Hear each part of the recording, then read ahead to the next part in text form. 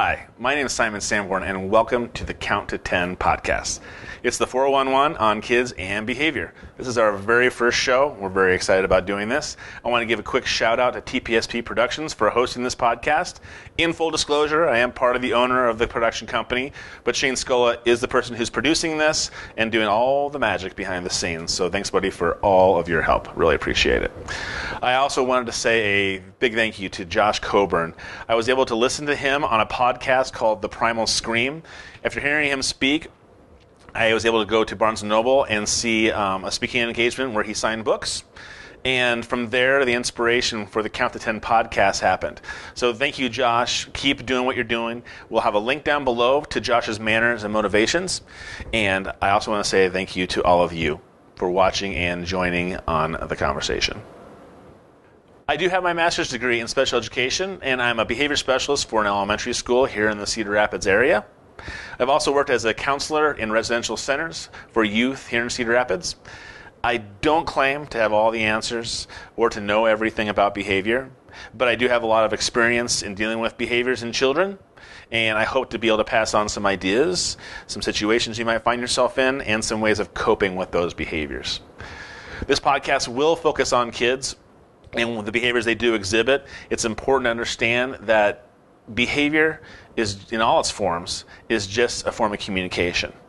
Most of the time when people think of behaviors or behavior teachers or specialists, they just assume that you're dealing with bad behaviors.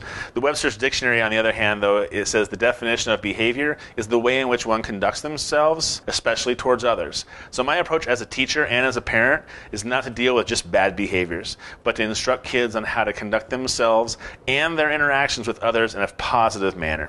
To put it simply, it's teaching kids how to be happy with themselves and with others. I say learn to be happy because it takes effort sometimes to be a happy person. We know this just by seeing all of the depression medication ads on TV, and we all know people in our lives that do struggle with depression on a daily basis. Sometimes clinical help may be necessary. I've seen medications help people. So seek help from a health professional or your pediatrician, and they can give you a lot of guidance.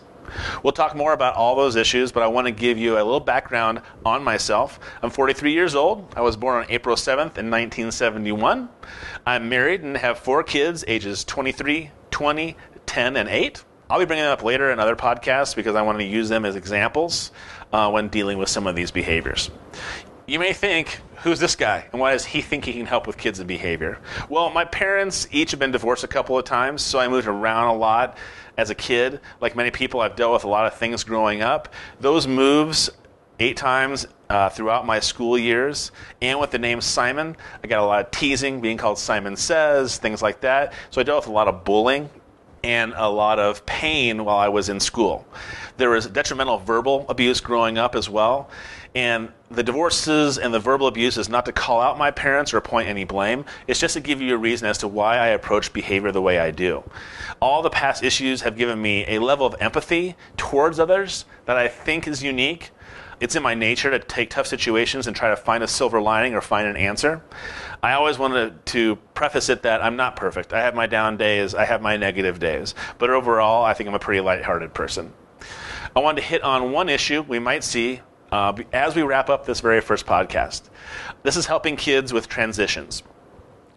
As we get back to school, we're going from a summer of relaxation and fun, or a summer of kind of sitting on the couch and kind of doing whatever you wanted to do. And now we're being called on to follow rules, and it can be really tough. The best thing you can do as a parent to try to set your kids up for success is by sitting down with them before school starts and walk through what they can expect the first few days of school.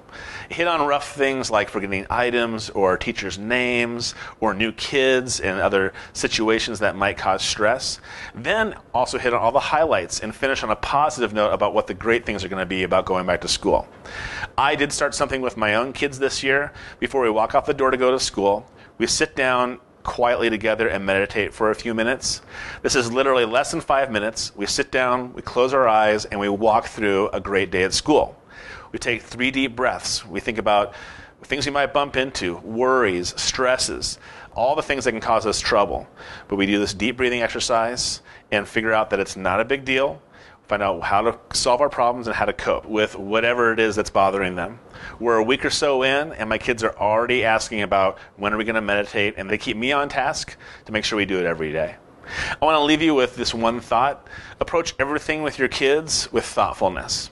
They're learning. It's tough sometimes to see past how they act and them struggle through those learning situations, but if you focus on the positive things they do, the tougher behaviors become much easier to manage. So I'll leave you with this. Remember to be awesome. Remember to be caring. Remember to be joyful. Life's too short to do anything else. Again, my name is Simon Sanborn. I'll see you next time on the Count to 10 podcast.